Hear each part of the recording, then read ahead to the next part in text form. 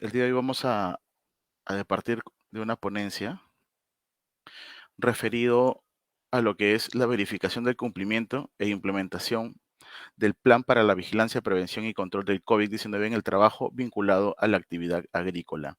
Para ello, vamos a presentar nuestro PPT para que usted pueda evidenciar y pueda seguirnos desde su pantalla. Muy bien.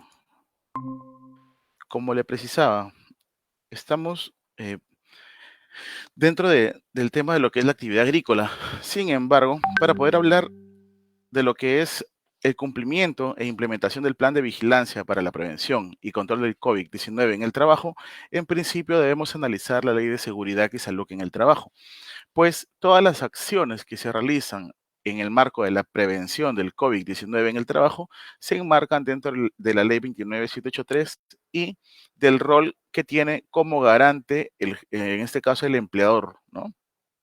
Pues el empleador responde frente a sus responsabilidades tanto civiles, administrativas o penales. Por tanto, se vuelve obligatorio que este empleador o toda empresa en todo centro de labores a través de su empleador cumplan con las disposiciones en materia de prevención de riesgos laborales, y para lo que estamos hablando respecto al COVID tendrá también que considerarlo como uno de los factores de riesgo biológico del cual tiene que tener observancia obligatoria, ¿no? Además, se cuenta con la Resolución Ministerial 448 del 2020 del MINSA, que en principio lo que hace esta resolución ministerial es derogar, por un lado, a la Resolución Ministerial 239, que aprobaba en aquel momento otro lineamiento, y a su vez aprueba el documento técnico denominado Lineamientos para la Vigilancia de la Salud de los Trabajadores con Exposición al COVID-19 en el Trabajo. Por otro lado, tenemos la resolución ministerial 152-2020 Minagri, que en este caso todo empleador del sector agrícola deberá observar de forma obligatoria esta resolución ministerial 142 y además deberá eh, hacerla con arreglo a lo que precisa la resolución ministerial 448 del MINSA y sin perjuicio de que deba considerar la ley 29783 y su reglamento.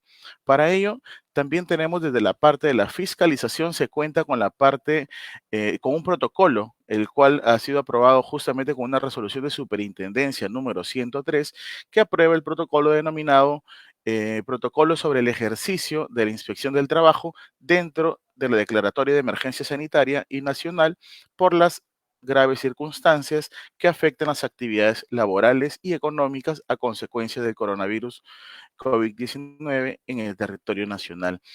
Como ya su nombre lo describe, en este caso estamos frente a un protocolo que es de aplicación a nivel nacional, en el ámbito nacional, y será utilizado, ejecutado por los inspectores de trabajo, en este caso de las direcciones regionales, a través del Ministerio de Trabajo, a través de SUNAFIL. En este caso se precisa la competencia por cada uno, considerando que existen departamentos o regiones en los cuales UNAFIL aún no tiene sede y por lo tanto ahí corresponde que la Dirección Regional de Trabajo correspondiente realice en este caso sus funciones de acuerdo a sus facultades, de acuerdo a las facultades que tiene asignadas por ley. Ante ello, ya que estamos hablando respecto a lo que refiere a la actividad agrícola, debemos precisar pues que todas las empresas agrícolas y agroindustriales, cooperativas agrarias y asociaciones agrarias con fines productivos que desarrollen actividades agrícolas podrán iniciar actividades, pero previo a ello deberán emitir o aprobar su plan y enviarlo, registrarlo en el SISCOVIC.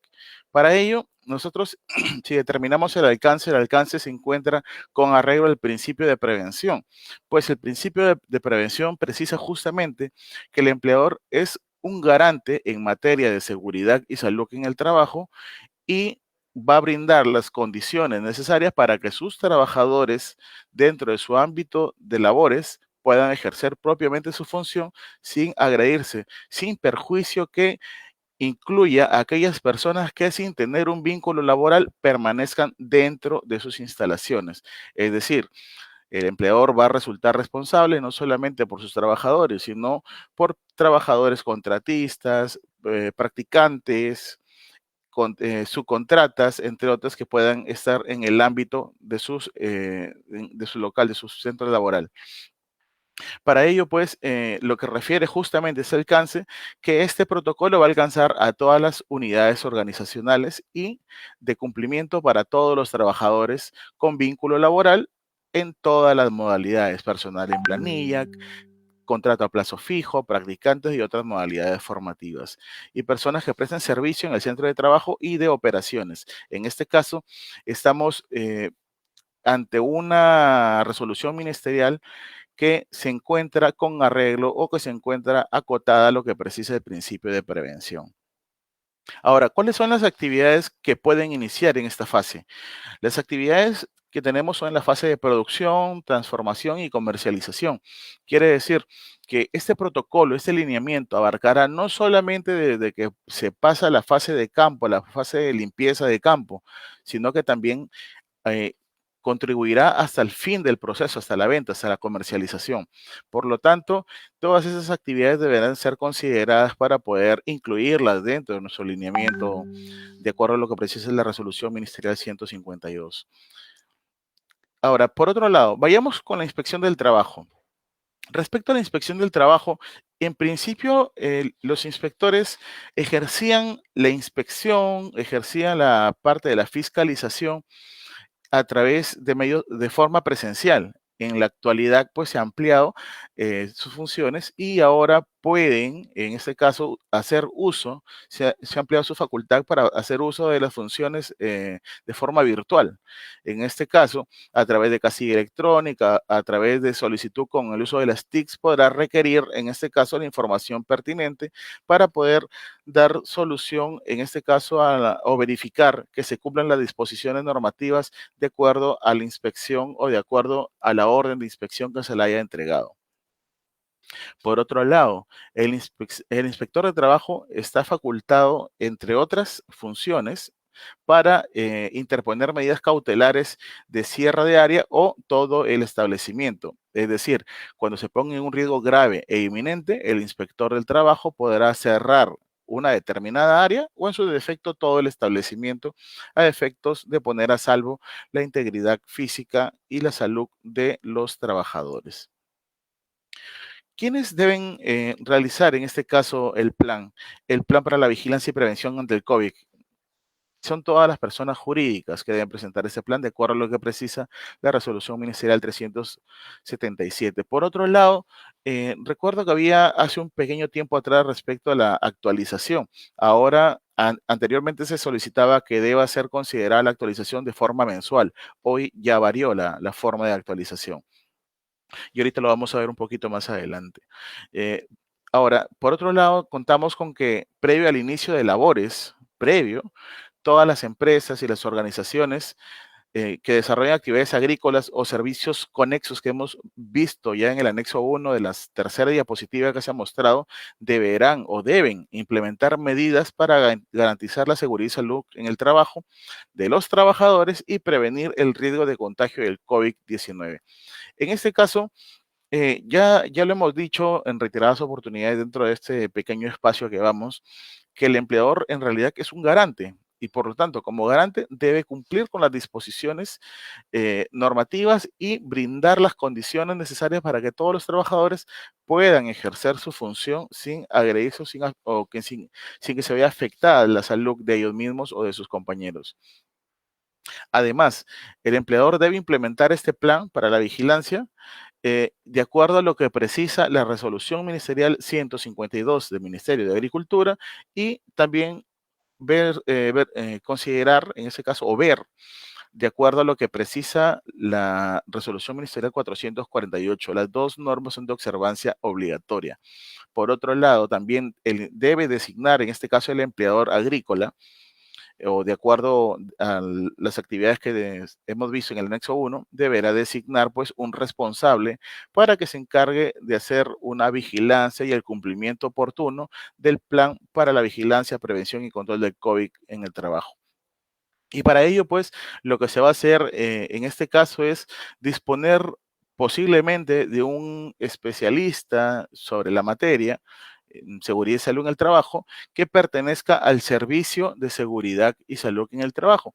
¿Por qué? ¿Por qué les preciso del servicio de seguridad y salud en el trabajo?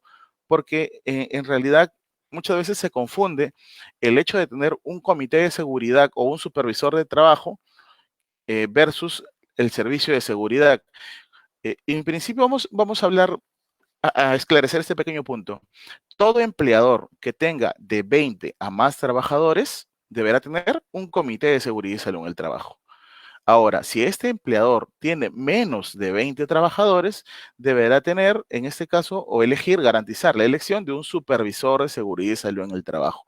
Por otro lado, la disposición normativa ha regulado que en este caso todo empleador deba contar con un sistema de gestión de seguridad y salud en el trabajo y que también deba contar con un servicio de seguridad y salud en el trabajo. Y este servicio de seguridad y salud en el trabajo es posible que esté compuesto por un médico ocupacional, de acuerdo al número de trabajadores, por un profesional de la salud o un licenciado en enfermería atendiendo la coyuntura y lo que precisa la resolución ministerial 448 en su anexo 1. Ahora, eh, adicional de este profesional de la salud, existe pues un especialista en seguridad o un ingeniero o de cualquier rama que permita ver el tema de seguridad, especializado en seguridad.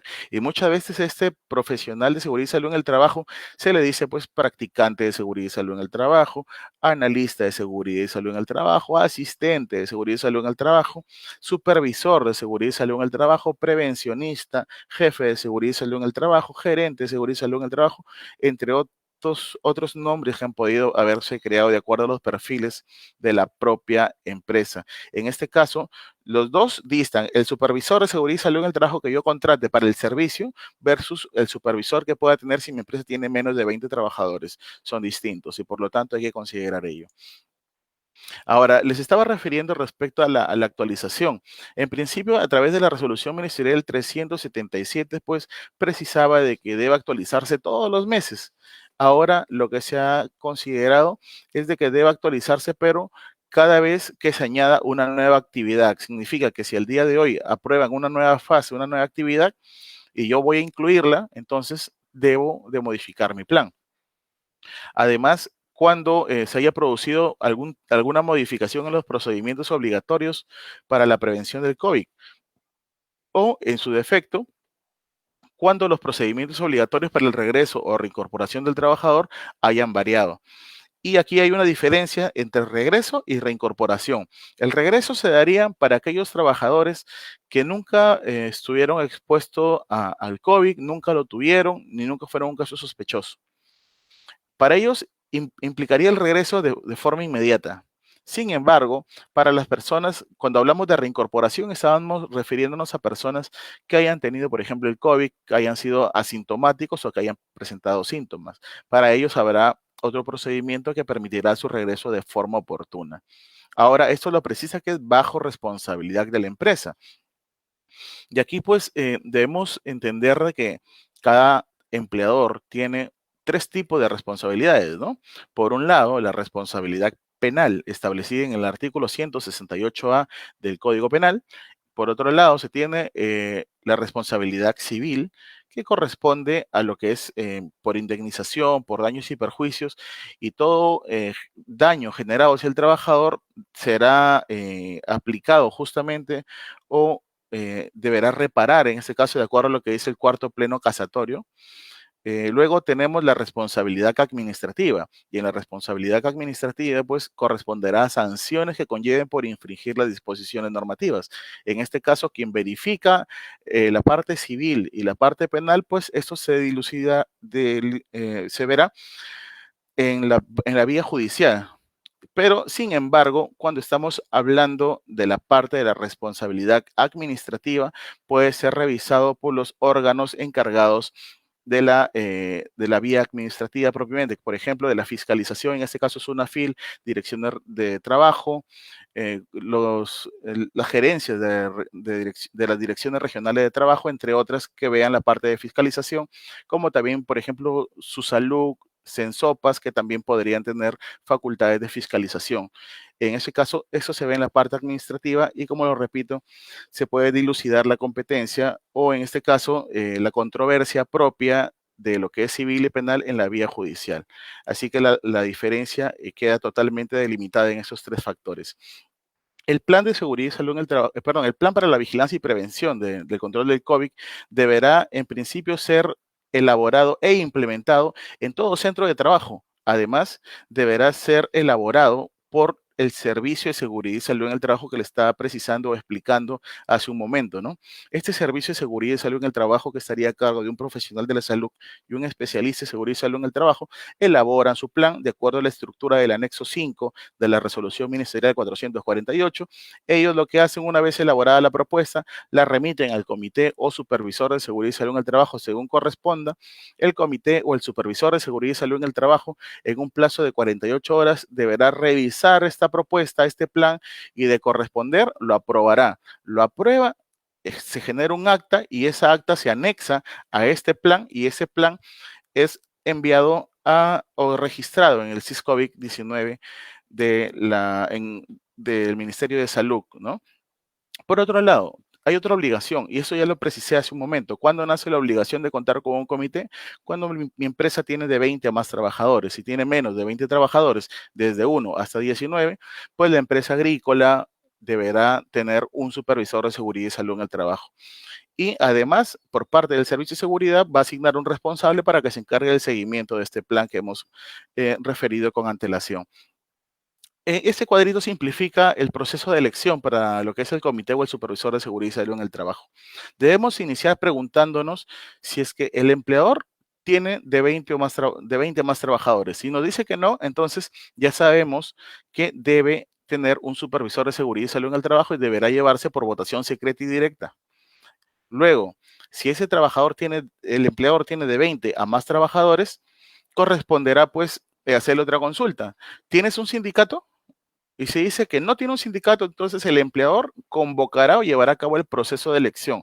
Sin embargo, si este empleador sí cuenta con un sindicato mayoritario que tenga más del 50%, en este caso, de los trabajadores agremiados, convoca o es quien lleva el proceso de elección, el proceso electoral. Y para ello puede establecer una junta electoral, la cual llevará a cabo todo el proceso de la elección de los representantes de los trabajadores, en este caso para el comité de seguridad, o en su defecto el empleador podrá establecer un responsable que haga las veces de la junta electoral y lleve a cabo el proceso de elección. Para ello, usted, si desea saber un poco más de este proceso, podría revisar la resolución ministerial 148 del año 2012-TR, la cual, si bien es cierto, es una guía para el Estado, sin embargo, también puede ser revisado y servir como una suerte de una guía para poder acogerlo y llevarlo dentro de la práctica, ¿no? Esta junta electoral que le preciso, lo que hace es difundir en principio la convocatoria, difundir y llamar a las personas que deseen postular o los candidatos que deseen ser representados, en su defecto, que los demás compañeros puedan proponer algún trabajador, ¿no?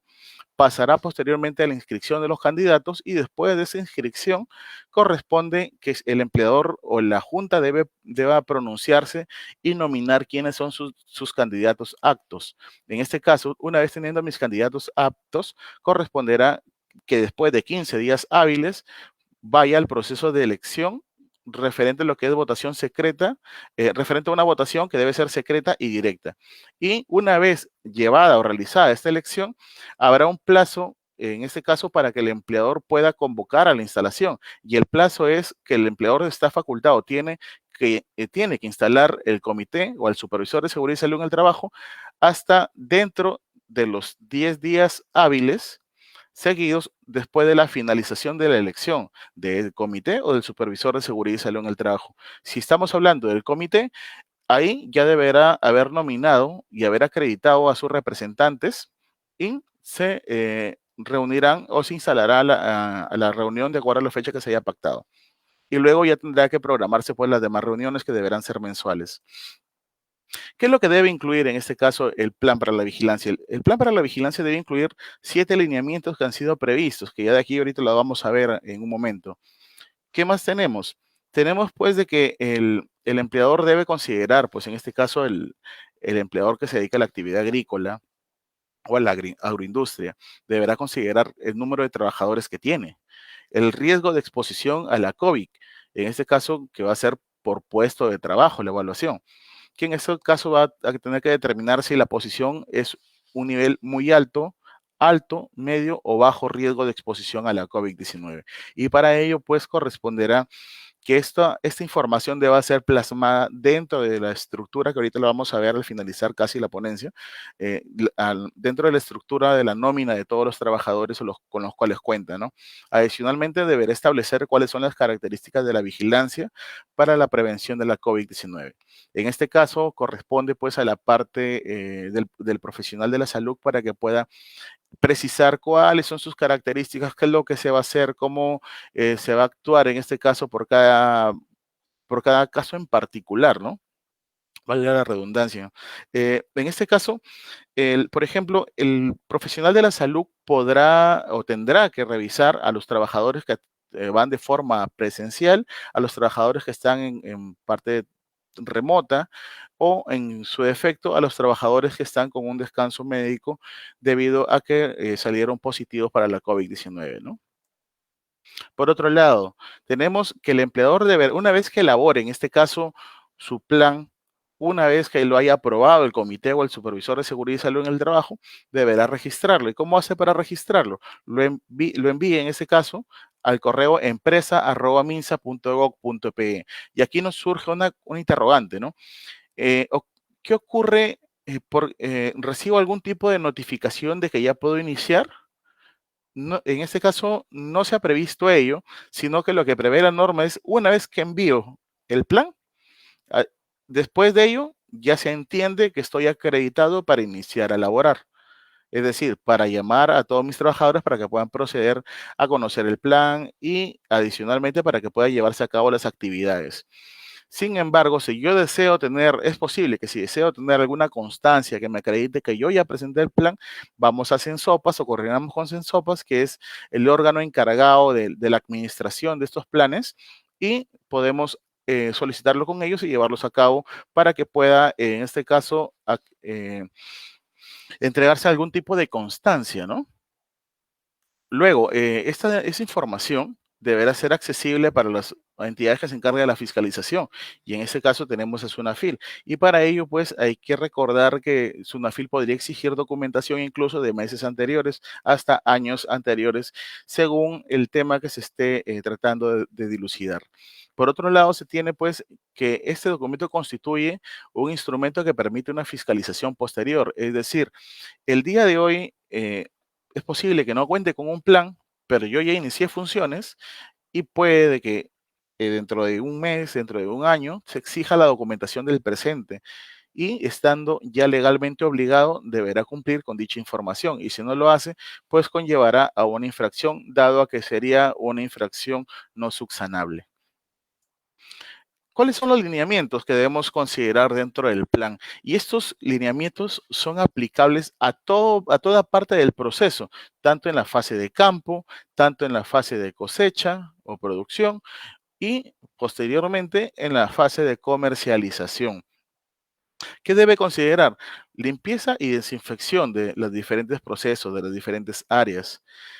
Luego la evaluación de la condición de la salud de los trabajadores, el lavado y desinfección de manos y deberá el empleador hacer un seguimiento oportuno. ¿Para qué? Para que deban sus trabajadores lavarse las manos de forma adecuada y desinfectarse al mismo tiempo. Para ello deberá proveer pues lavabos, alcohol gel, eh, de repente lo que son jabón entre distintos insumos que son necesarios para la desinfección.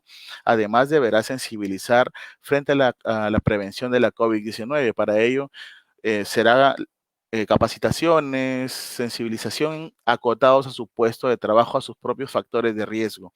Y en este caso yo sugiero de que no se dirija solamente a lo que es gestión de riesgo para COVID, sino que deban considerarse los demás factores de riesgo, porque en realidad no solamente estamos hablando de que un trabajador esté expuesto a los factores de riesgo biológico, sino que también está expuesto a los factores de riesgo físicos, químicos, disergonómicos, entre otros factores de riesgo que puedan ser considerados de acuerdo, en este caso, a la estrategia a las actividades que realiza.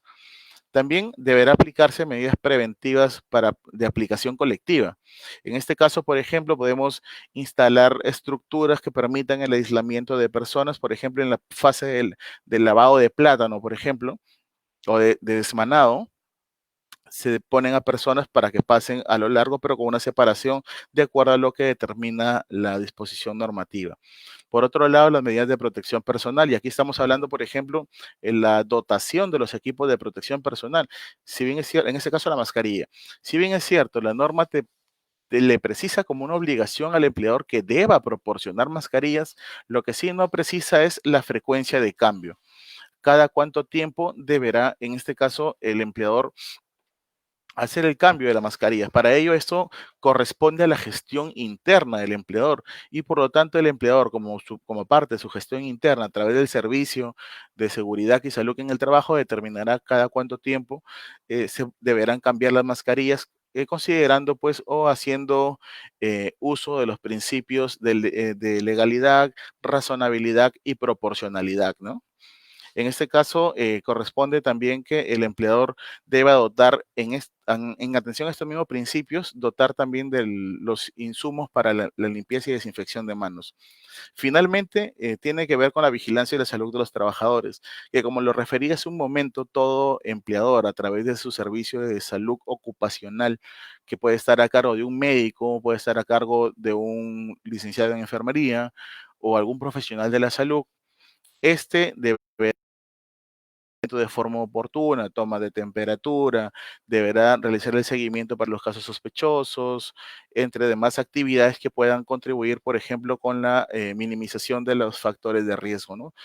Psicosociales, disergonómicos, biológicos, entre otros. Los lineamientos que les he precisado hace un momento son aplicables no solo para lo que es una oficina, para la parte administrativa, para toda fase en que se encuentre la producción. En este caso, por parte, si estamos hablando de productos orgánicos, tomates, plátanos, corresponderá pues que deba considerarse también en el campo esos lineamientos, limpieza, desinfección, al distanciamiento, uso de las mascarillas. También asimismo deberán protegerse, pues, por ejemplo, si estamos en la fase de lo que es aplicación de productos químicos para combatir las plagas, por ejemplo, aquí deberíamos utilizar, aparte de nuestros equipos de protección que son inherentes a la función, deberíamos utilizar también nuestra mascarilla para evitar el contagio, el contacto directo por la parte de la COVID. Luego tenemos para la transformación primaria, que puede incluir la parte del lavado, secado, con el ejemplo que le colocaba, por ejemplo, el tema del desmanado, ¿no? Eh, También en esa fase deberán colocarse o tomarse estrategias, siempre considerando pues la jerarquía de controles. En primer lugar, considerando si es que el peligro o el factor de riesgo puede eliminarse, si puede sustituirse, si puede aplicarse un control de ingeniería, si puede aplicarse un control administrativo y por último, tengo la necesidad de brindarle un equipo de protección personal y deberé seguir toda esta estructura o estos pasos, esta jerarquía de controles para poder tener un control más rígido, para tener una efectividad mayor y poder evitar, en este caso, o reducir, en este caso, el contagio de la COVID-19. Luego también vamos a la parte de la comercialización. Y justamente aquí donde va la comercialización es la parte donde existe un poco más de contacto, ¿no? En este caso, puede que haya comercialización a gran escala o en su defecto que vaya mínima. Eh, en ese caso corresponde a que cada comerciante deba tener las medidas de protección correspondientes para evitar el contagio no solamente de él, sino que además va a llevar o puede contagiar a sus familiares y demás personas que puedan tener. Ahora, por otro lado, también se tiene las responsabilidades por parte de los propios administrativos o de los jefes, las partes de las jefaturas, las áreas, que ellos deberán cumplir en este caso con gestionar como jefes en lo que es la entrega o la dotación de equipos de protección. No solamente con entregar los equipos, sino que deberá supervisarse que se cumpla con los protocolos respectivos, que se deba garantizar la disponibilidad de contenedores para agua, para poderme desinfectar las manos, para los baños, para los lavaderos, y siempre que exista una comunicación efectiva con los miembros del Comité de Seguridad y Salud en el Trabajo o con el supervisor de Seguridad y Salud en el Trabajo según corresponda. Por su parte, el personal de la salud deberá realizar el seguimiento oportuno, monitorear, en este caso, el estado de la salud de los trabajadores, que en su defecto deberá reportar un caso sospechoso y, en este caso, por parte del área de bienestar social, corresponderá de que pueda garantizar de que este trabajador sea llevado a un centro médico asistencial para el seguimiento oportuno, en este caso de la COVID. Lo que se ha dispuesto a través de la resolución ministerial 152 es que los productores agrícolas individuales no tengan la obligación de presentar un plan. Sin embargo, deben cumplir o deben acatar las medidas pertinentes establecidas para evitar el contagio de la COVID, como utilizar sus equipos de protección, utilizar mascarillas, mantener un distanciamiento adecuado, que es el mínimo de 1 metro, usar ropa exclusiva para labores de campo, desinfectarse, lavarse las manos, reforzar la parte de limpieza y desinfección, no solamente de, de la ropa que utiliza en campo, sino también para lo que son maquinarias, utensilios, las propias zonas de trabajo, y que no deba, en este caso, compartir las cabinas de los camiones, camionetas, de los tractores, entre otros, con más, en este caso, más trabajadores o más personas, porque puede conllevar a un contagio, dado a que se encuentre encerrado, ¿no? Entonces habría igual que considerar otras medidas como por ejemplo la ventilación, en principio evitar que se utilice en una sola cabina para 2 personas, ¿no? Luego hay ciertas consideraciones para el regreso, eso es lo que le precisaba anteriormente. Para el regreso de un trabajador que nunca tuvo el COVID y que actualmente no es sospechoso, el regreso es automático. Sin embargo, para las personas, cuando hablamos de reincorporación, que han sido asintomáticos, o son sintomáticos o presentan síntomas, deberá considerarse unos días de aislamiento. Y aquí quiero precisar algo, ¿no? Tenemos dos tipos de pruebas, una prueba serológica o una prueba rápida, como le llaman, y la prueba molecular. Para la mayoría utiliza la prueba serológica y para la prueba serológica tiene dos indicadores. Un indicador es el IgM y el otro es el IgG, dos tipos de indicadores. Y los dos me puede salir positivo o negativo. Si yo digo que el IgM me sale negativo, significa que no tengo la COVID. Pero si el IgG sale positivo, significará que en la actualidad no tengo la COVID, pero en algún momento la tuve. Sin embargo, si sale IgG negativo, IgM negativo, significa que nunca he tenido la COVID. Por otro lado, si es que sale IgM positivo, IgG positivo o negativo significará que por parte del IgM en la actualidad me encuentro contagiando. Es decir, estoy contagiando a las demás personas porque sí tengo en la actualidad la COVID y se encuentra con una carga viral importante. Ante ello, si es detectado un trabajador que es asintomático, deberá pasar 7 días en aislamiento y posteriormente sin prueba, sin repetir la prueba, puede reincorporarse a trabajar. Eso sí, con ciertas condiciones que va a establecer en este caso el responsable de salud ocupacional. En ese caso, por ejemplo, no trabajar en espacios confinados, entrar a trabajar en espacios ventilados y el seguimiento que debe hacer el profesional de la salud. Si es que el asintomático ha sido detectado con una prueba molecular, deberá pasar 14 días y sin necesidad de repetir una prueba en contrario, podrá reincorporarse. Sin embargo, para el caso de trabajadores que son sintomáticos o que presentan síntomas, el alta se le dará a los 14 días después de tener un aislamiento, después de eh, que se haya detectado como positivo, deberá luego de ello, en este caso, darse el alta siempre que tenga al menos 3 días como asintomático. Al tener 3 días como asintomático, podría regresar a laborar. Sin embargo, el médico ocupacional deberá también tomar las consideraciones pertinentes para evitar el contagio. Tenemos para el alta epidemiológica, el trabajador deberá usar su mascarilla siempre, en todo momento, y deberá utilizar un equipo de protección respiratoria, pero de acuerdo al puesto de trabajo, de acuerdo a los factores de riesgo. Y en este caso deberá seguir el empleador a través del servicio de salud ocupacional deberá hacer un seguimiento oportuno y durante toda su jornada justo va a recibir el monitoreo de este profesional de la salud. ¿Por qué? Porque lo que se busca es evitar de que este trabajador pueda contagiarse o sentir o contagiar a las demás personas y tener una gestión de riesgos de manera más detallada, ¿no? Por otro lado, también podría darse el caso de que exista, se puede decir, algún tipo de discriminación por parte de los demás trabajadores al saber que alguien tiene algún tipo de, en este caso el COVID, ¿no? Si tiene COVID, comienzan a hacerlo, ya saben o existen sospechas, lo hacen a un lado y comienzan a a especular, ¿no? Y generarían problemas que conllevarían un riesgo psicosocial, dado a que en realidad no sabemos si que lo tiene o no. Y eso corresponderá a través de una prueba que sea detectado.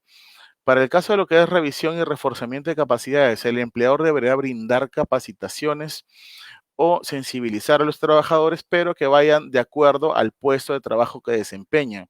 Y estas capacitaciones, de acuerdo a lo que precisa el decreto legislativo 1499 en su artículo 7, pues pueden ser de forma presencial o de forma virtual, de acuerdo a lo que precisa justo este artículo 7 del decreto legislativo 1499.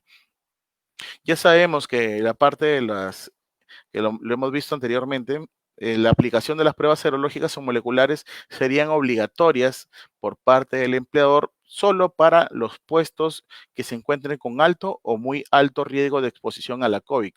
Para los que son mediano riesgo y bajo riesgo, pues no es obligatorio, pero sí se volverá obligatorio cuando la autoridad competente así lo solicite.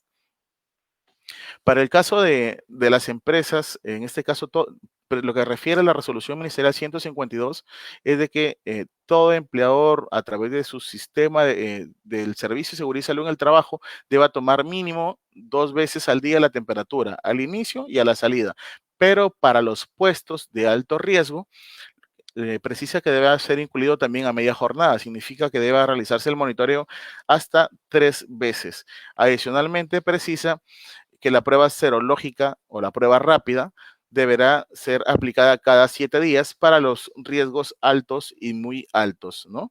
En este caso, existen para otros sectores que deberá el propio sector determinar la frecuencia o en su defecto, el propio empleador a través de su propia gestión, a través de una gestión interna en materia de seguridad y salud en el trabajo, determinará la frecuencia o periodicidad.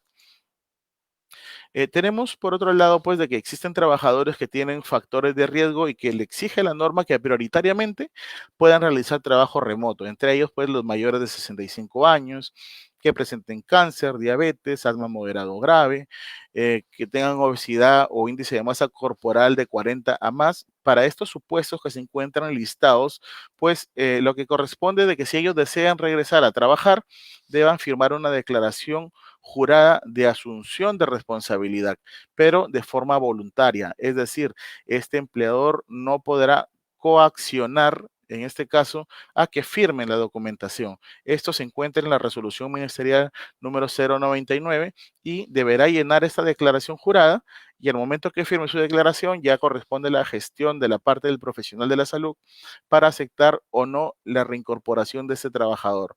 Ahora, es importante de que deba considerarse que no debe existir una coacción para la firma de ese documento.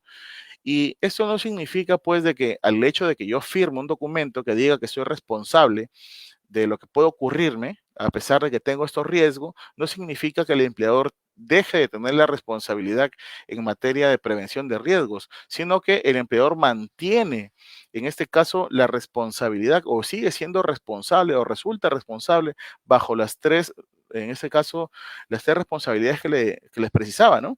Que tengan una responsabilidad civil, administrativa o penal. Y frente a ello, pues, la autoridad inspectiva del trabajo podrá ejercer para controlar esto, justamente ejercer sus labores tanto en la parte preventiva, en la parte de supervisión, fiscalización y sanción según corresponda. En este caso, SUNAFIL, a través de los inspectores de trabajo, en el cumplimiento de la ley 29783, su reglamento, las resoluciones ministeriales pertinentes sobre esta materia, podrán ejercer una fiscalización efectiva a efectos de que pueda el empleador cumplir con sus obligaciones propiamente. Por otro lado, se tiene que el empleador deberá implementar medidas específicas para practicantes y proveedores, controles adicionales para evitar el contacto directo entre trabajadores. Además, que deba ser considerado este plan para la vigilancia como parte del sistema de gestión de seguridad y salud en el trabajo. Si bien es cierto, todo empleador tiene la obligación de contar con un sistema de gestión de seguridad y salud en el trabajo, este empleador debe considerar este plan como parte de las actividades de planificación. ¿Para qué? Para poder evitar el contagio de la COVID, y hay que recordar que es un documento sancionable, ¿no? Por otro lado, una vez que se apruebe el plan, el empleador tiene 24 horas para poder entregar una copia a cada uno de los trabajadores. Es decir, en este caso, yo ya tengo mi plan que ha sido aprobado por el supervisor o por el comité. Lo envío al correo empresa@minsa.gov.pe y tengo un plazo de 24 horas para poder alcanzar una copia, sea física o virtual, a todos mis trabajadores y posteriormente capacitarlos para evitar el contagio o gestionar los riesgos de forma adecuada. ¿Cuál es la estructura para el plan? En principio debe identificarse plenamente quién es el empleador, razón social, número de RUC, ubicación, si tiene diferentes lugares de trabajo, considerar todos los lugares de trabajo. Por otro lado, los datos del servicio de seguridad y salud en el trabajo, en este caso determinar quiénes son los responsables en el caso de salud ocupacional y en la parte de seguridad, en la parte ocupacional y en la parte de seguridad, ¿no? Por otro lado, la nómina de los trabajadores, y aquí corresponde la identificación plena de mis trabajadores, tanto el régimen que tiene, el tipo de documento, el tipo de modalidad de trabajo, los factores de riesgo que puedan tener, y de acuerdo al nivel de riesgo que puedan tener, el puesto de trabajo y la fecha de reinicio de sus actividades. Además, considera el presupuesto para la adquisición de insumos, la responsabilidad que debe tener en este caso el empleador, los trabajadores. Por otro lado, el procedimiento para el ejercicio de reincorporación o regreso de los trabajadores a través de un flujograma y una lista de chequeo que en este caso corresponde para la vigilancia oportuna, en este caso de los trabajadores. Y finalmente, el anexo del documento de aprobación del comité. Respecto a la verificación, SUNAFIL verificará en este caso su cumplimiento, y para ello tiene dentro de la resolución que cité, la resolución de superintendencia número 103/2020, tiene un anexo 4, y dentro de ese anexo 4, pues ahí tiene una lista no taxativa, y en esta lista usted le sugiero que la descargue y usted puede verificar aquí si es que cumple o no cumple con las disposiciones normativas. Si no cumple con esas disposiciones, pues tendrá que optar por una parte de mejora continua, ¿no?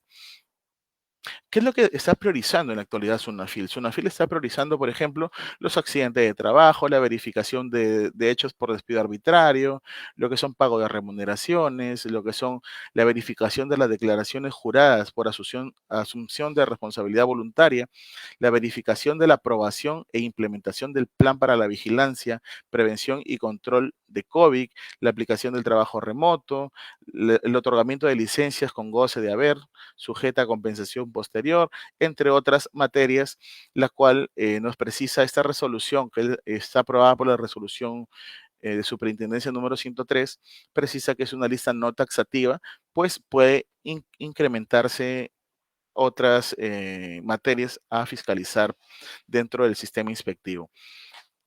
Y ya con esa diapositiva estoy concluyendo. Ese es el modelo operacional que SUNAFIL en la actualidad se encuentra abordando. Por un lado, si ya sabemos, vamos al resumen de la ponencia. Diríamos en principio, pues, que todo empleador que haya estado dentro de una fase o que haya sido aprobada su actividad dentro de las fases, tiene la obligación de registrar en el MINSA su plan para la prevención de vigilancia y control del COVID-19. Una vez que se registra, SUNAFIL va a priorizar, en este caso como parte de fiscalización laboral, priorizará dónde se va a intervenir, ya sea por denuncia o porque desea aplicar una actividad preventiva. Sin perjuicio de que las dos pueden darse en paralelo, podría iniciarse, por ejemplo, por un lado, iniciar con las acciones previas, que en este caso lo que quiere hacerse una fila es tener un diagnóstico y para ello va a tener que recurrir a la casilla electrónica y tendrá que enviar como paso uno una carta inductiva en la cual se precise, por ejemplo, que usted debe cumplir con cierta estructura y preguntar si usted cuenta con la información. Ahora, también puede optar por enviar una carta disuasiva en la cual le diga, señor, este es un listado, este es un checklist, acredíteme de que usted está cumpliendo con esta información o con esos detalles que son exigidos por ley. Usted responde su correo, o en este caso a través de la casilla electrónica o el medio que se haya determinado, y para ello Sunafil podrá, en este caso, generar una orden de inspección, sin perjuicio de que de repente pueda pasarse por esta primera fase preventiva.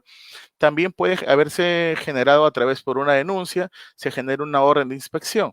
Una vez que se genere la orden de inspección o por parte de las medidas de prevención no se haya acatado la responsabilidad, Sunafil puede generar una orden de inspección.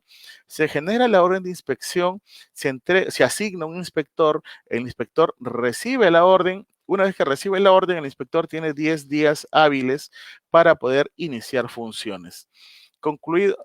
Una vez que inicia funciones, tiene 30 días para poder cerrar la inspección. Y si el empleador ha sido diligente, pues puede concluir en un informe de actuación inspectiva. Pero si es que no ha sido diligente y se han infringido las disposiciones normativas, va a concluir o puede concluir en una acta de infracción y ello le conllevaría pues a que sea sancionado de acuerdo a lo que ha establecido el profesional, en este caso, inspector del trabajo, ¿no?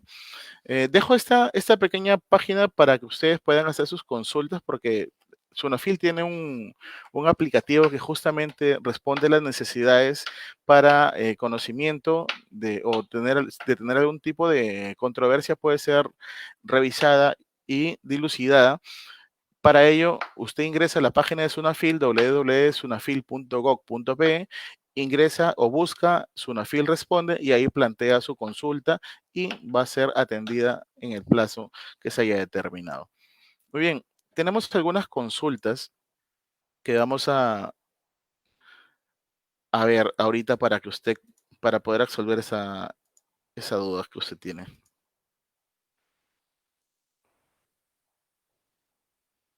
Muy bien, dice Isabel Salas, consulta. En caso de las empresas con menos de 20 trabajadores, ¿quién realiza el plan? ¿Quién lo aprueba?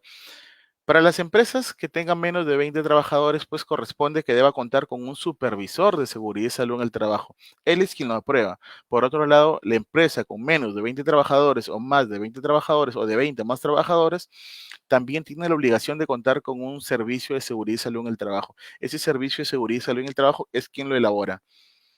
Francisco Yactas, consulta, la elección del supervisor de seguridad y salud en el trabajo para empresas de menos de 20 trabajadores, ¿ese trabajador realiza exclusivamente la prevención de riesgos o puede también realizar sus funciones de las cuales ha sido contratado como por ejemplo operario? En este caso, para ser supervisor de seguridad y salud en el trabajo se requieren tres requisitos o miembro del comité.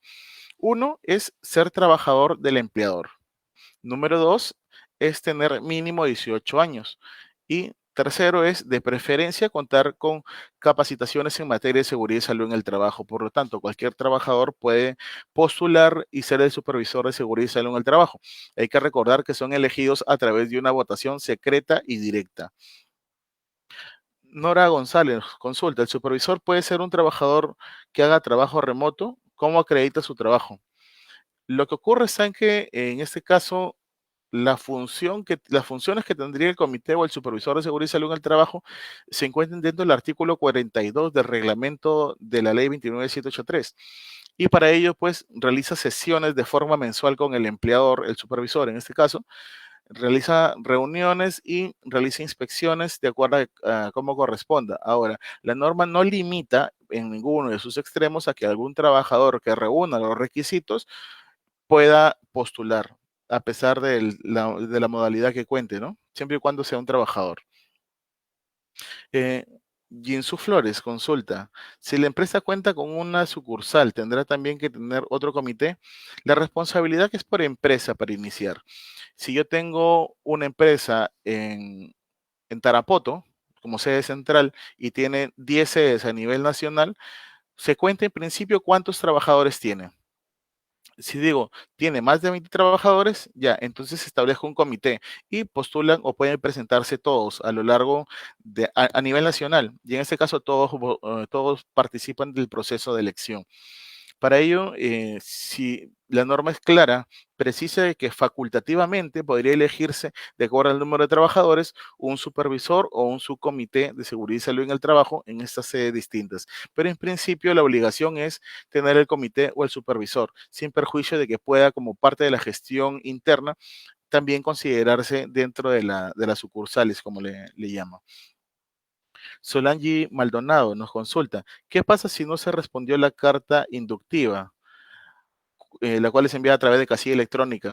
En este caso ya se considera como una negativa un no acatamiento a la disposición normativa si puede de que se genere una orden de inspección y se envíe al proceso inspectivo, salvo que existan los descargos pertinentes. Y eso ya corresponde pues a la parte administrativa propiamente de SUNAFIL. Claudia Morillo consulta, ¿qué sucede si en un mercado que está registrado como MIPE eh, se cuenta con el tópico, pero no se encuentra un enfermero? ¿Se debe contar sí o sí con un enfermero? En ese caso, habría que ver, si estamos hablando de un mercado, habría que considerar cuál es la norma precisa, ¿no? Tengo entendido que para los centros comerciales dispone de que debe contarse con un tópico, con un médico ocupacional o un profesional de salud, y al no cumplirlo es una sanción administrativa, ¿no?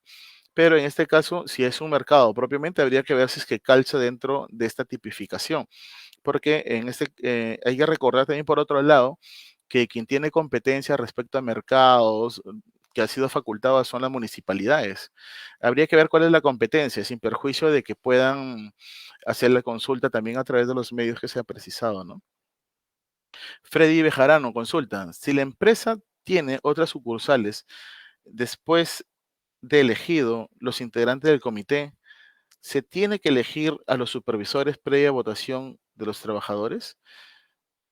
A ver, habría que, eso ya lo precisé hace un momento, ¿no? La obligación es por la empresa, por la persona jurídica. La persona jurídica tiene más de 20 trabajadores, todas las sucursales participan, votan y eligen a sus representantes. Ahora, facultativamente puedo determinar un supervisor por cada una, si es que así lo considero, o de acuerdo a los factores de riesgo que tengo, o un subcomité según corresponda. Pero ello sería parte de una gestión interna, no habría una obligación propiamente. Katia Kumpa consulta. En caso el personal consignado en planilla ha cambiado, digamos, personal que ya no está trabajando, se tiene personal nuevo, no requiere actualizarse ante el MINSA, sí, en efecto. Si cambio los trabajadores, ya no reconozco la nómina que he presentado, entonces tengo que mejorarlo, actualizar en este caso mi documentación. El, la estructura que precisé o las modificaciones que señalé son considerando que mis trabajadores no van a cambiar, ¿no? Pero si existe un cambio, hay que recordar que dentro de la estructura está la nómina de los trabajadores. Y para ello, pues, habría que generar el cambio correspondiente, dado a que puede conllevar algún tipo de responsabilidad. Angie Cordero consulta, ¿qué requisitos académicos debe tener el supervisor de seguridad? eh, Puede ser un egresado de ingeniería industrial o alguna ciencia de la salud. En este caso, los requisitos lo pone el empleador.